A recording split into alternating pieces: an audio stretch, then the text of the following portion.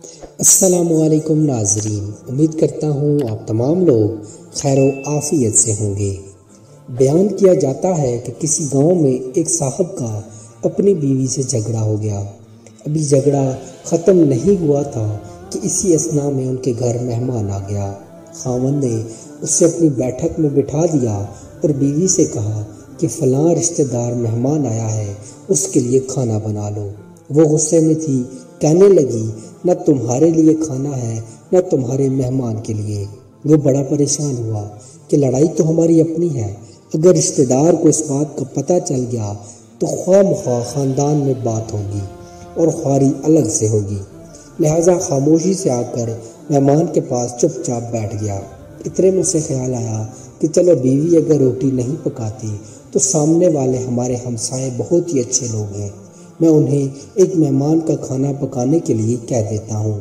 چنانچہ وہ ان کے پاس گیا اور کہنے لگا کہ بیوی کی طبیعت آج کچھ خراب ہے، لہٰذا آپ ہمارے مہمان کے لیے کھانے کا انتظام کر دیں۔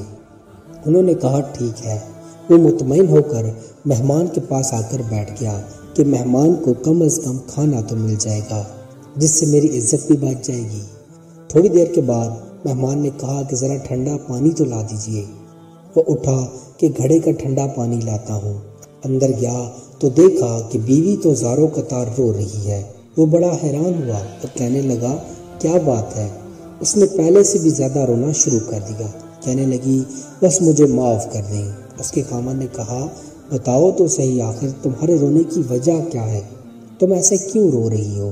بیوی نے کہا کہ پہلے مجھے معاف کر دیں، پھر میں آپ کو اپنی بات سناؤں گی۔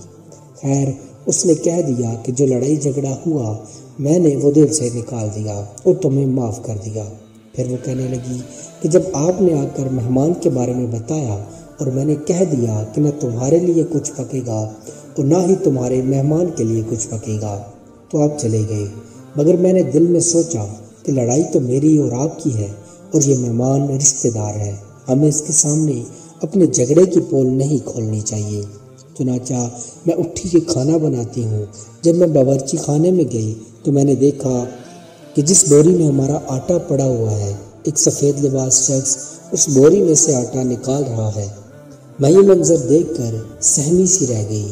وہ مجھے کہنے لگی کیا خاتون پریشان نہ ہو، یہ تمہارے مہمان کا حصہ تھا جو تمہارے آٹے میں شامل تھا، اب چونکہ یہ ہمسائے کے گھر میں پکنا ہے اسی لیے وہی آٹا لینے کے لیے میں یہاں آیا ہوں۔ اس واقعے سے ثابت ہوتا ہے کہ مہمان بعد میں آتا ہے جبکہ اللہ تعالیٰ اس کا رزق پہلے بھیج دیتے ہیں۔ امید کرتا ہوں آپ کو ہماری آج کی ویڈیو پسند آئی ہوگی۔ مزید ایسی انفارمیٹیو ویڈیوز دیکھنے کے لیے چینل کو سبسکرائب کر لیجئے۔ جزاک اللہ خیرہ۔